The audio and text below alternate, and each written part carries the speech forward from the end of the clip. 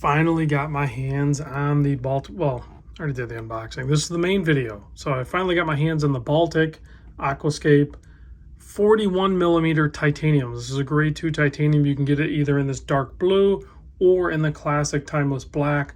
Both look great. I selected the blue. Let's get into it, shall we? Let's zoom in a little bit. Check this out because I want to point out a couple things.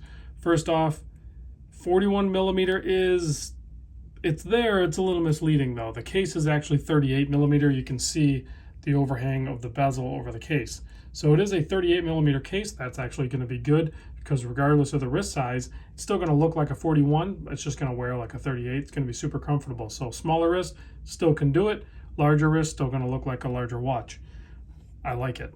So 38 case, 41 at the bezel. 47 lug to lug drilled lugs. You can see fully brushed finish, signed B for Baltic on the oversized 7 millimeter screw down crown.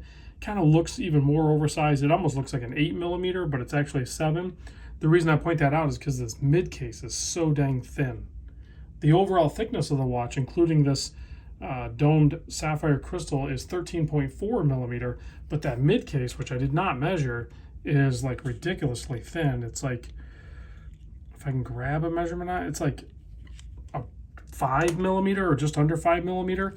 And then the rest of it's, you know, like where the bezel is, and then of course the case back. 20 millimeter lug width, comes on this nice rubber tropic style strap.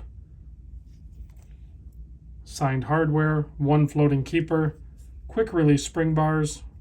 There's a look at the case back.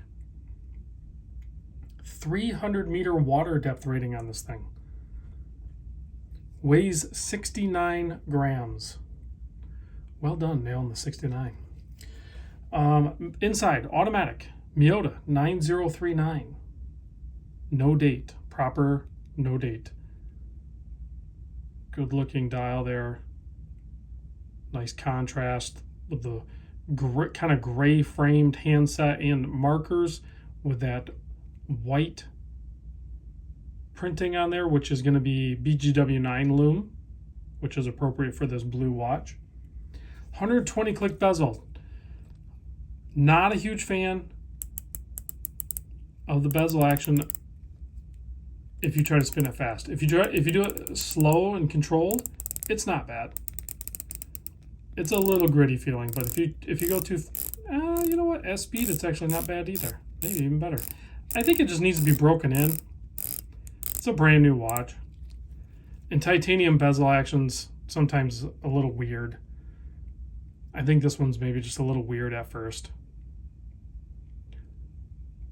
I believe that's a ceramic bezel insert.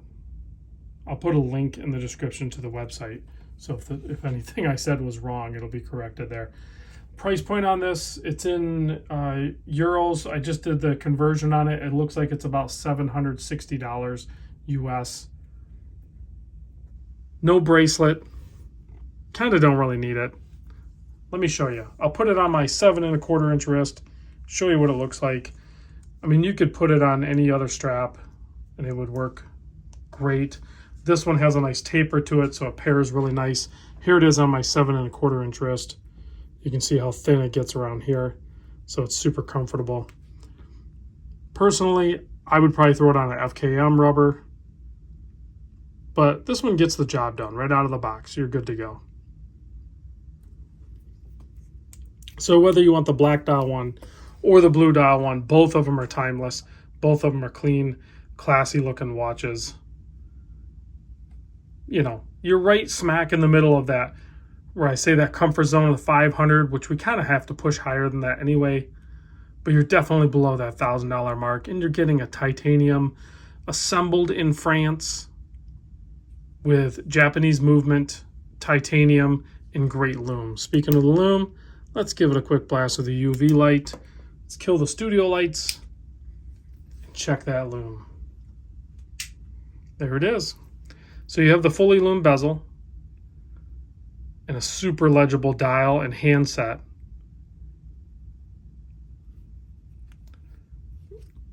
Check it out. If you're interested in the Baltic Aquascaphe, you want a little bit bigger looking watch, go with the titanium. on the top side with the bezel, it's 41 mil. Works for me. See you on the next vid, guys.